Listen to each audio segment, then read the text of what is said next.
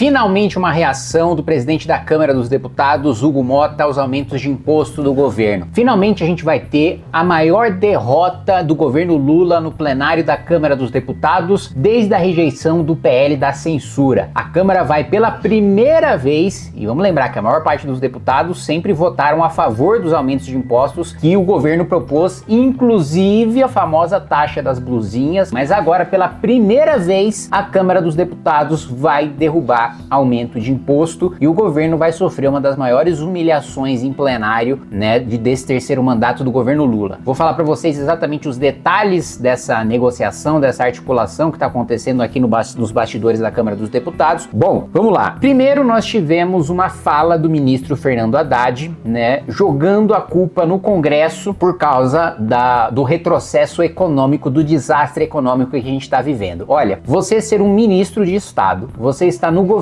e depender do Congresso para ter maioria para aprovar suas medidas e você atacar o Congresso e jogar a responsabilidade nas costas do Congresso é uma das coisas mais burras que o ministro de Estado pode fazer. Pelo amor de Deus.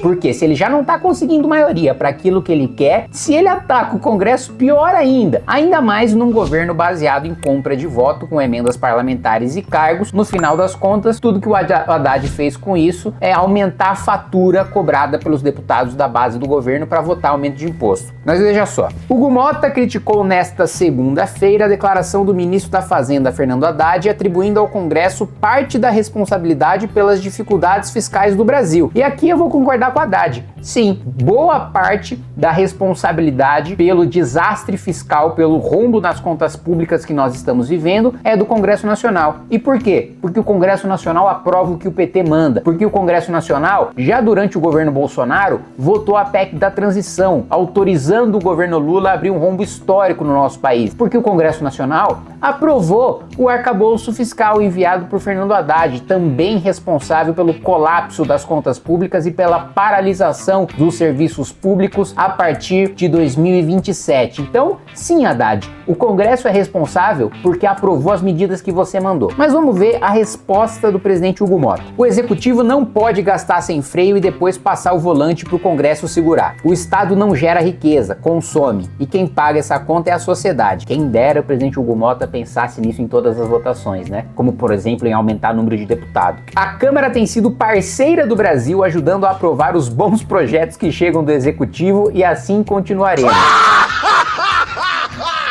Eu queria saber qual foi o bom projeto do Executivo que a gente aprovou. Mas quem gasta mais do que arrecada não é vítima, é autor. O Executivo não pode gastar sem freio e depois passar o volante para o Congresso segurar, como eu disse no começo da fala. O Brasil não precisa de mais imposto, precisa de menos desperdício. Muito bem, qual que é o pano de fundo dessa discussão? E finalmente, gente, vocês precisam entender uma coisa. Deputados do Centrão, como é o caso do presidente Hugo Motta, não gostam de polêmicas, de debates e de embates públicos, eles gostam de acomodação de interesses. Quanto menos eles puderem atrair mídia sobre enfrentamentos, né, sobre debates para si próprios, melhor. São deputados que preferem ficar abaixo do radar o máximo possível. Quando um deles, principalmente o presidente da Câmara dos Deputados, decide publicamente ter um embate com o ministro do governo, ainda mais um ministro importante como Fernando Haddad, isso significa que as relações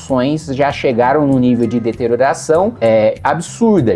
O rompimento nas relações entre o presidente e o ministro já chegou num nível das desavenças se tornarem públicas. Porque, né, a regra do Centrão, que trabalha com emendas, cargos, negociações de bastidores, é você não ter embates públicos, as divergências e as cobranças que aparecem, principalmente, por exemplo, quando o governo manda uma pauta, o Centrão vota, o governo promete, não, vou te pagar 5 milhões de emenda, e aí o governo não paga ou demora para pagar, o Centrão pressiona, né, nos bastidores, criticando o governo nos bastidores, xingando o ministro nos bastidores, expondo para os ministros a insatisfação dos bastidores, e isso só se torna público quando o nível, quando o conflito, né, se torna ali insolúvel, né, quando você não consegue mais solucionar aquela questão nos bastidores, aí você esgarça isso para um embate público. Pois bem, qual que vai ser o aumento de imposto que a Câmara vai derrubar e que eu já garanto para vocês que pela conversa com líderes da maioria dos partidos, eu sei que nós teremos uma maioria transformadora tranquila, esmagadora para derrotar o governo Lula. IOF. O governo já voltou atrás, né, no próprio decreto em relação a investimentos no estrangeiro, mas ainda manteve o aumento por cartão de crédito, para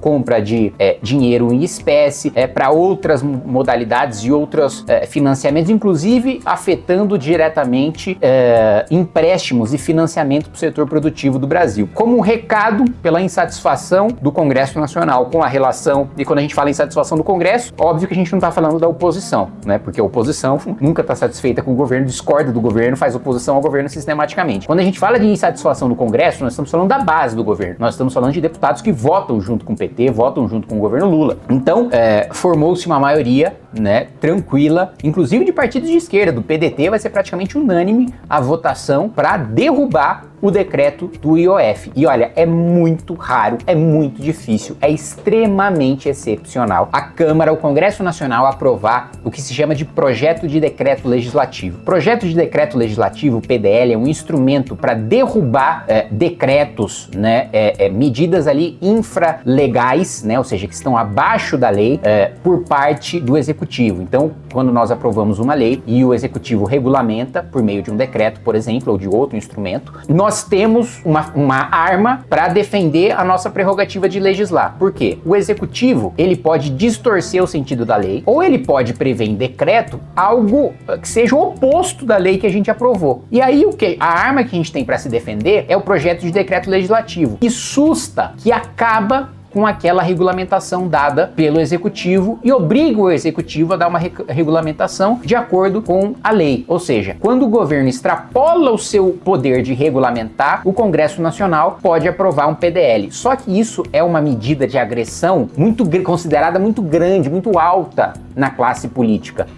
Antes de você aprovar uma medida dessas, as lideranças do Congresso tentam negociar para o próprio governo voltar atrás e para o Congresso não ter que fazer isso. Mas então o nível de degradação das relações políticas entre a própria base do governo e o Palácio do Planalto chegou em tal ponto que esse PDL deve ser aprovado. O que o governo ainda pode fazer como uma última medida desesperada para sinalizar para o Congresso e para não ter essa derrota exposta em plenário é revogar todo o decreto algum tempo antes do Congresso aprovar esse PDL, mas que na prática tem o mesmo efeito, acabar com o aumento de imposto, com o aumento do IOF. Então, essa é uma boa notícia. Costumo falar para vocês, né? Quando o Centrão briga com o PT, isso dá um bom resultado, dá uma boa equação para o Brasil, né? Porque o interesse do Centrão é sequestrar cada vez uma parcela maior do orçamento público para suas bases eleitorais, e a intenção do PT é se perpetuar no poder e aprovar as medidas autoritárias e fazer participar dos escândalos de corrupção que a gente já conhece. Então, quando esses dois figurões estão se enfrentando, o resultado geralmente é bom para o país, a gente torce para briga. Então,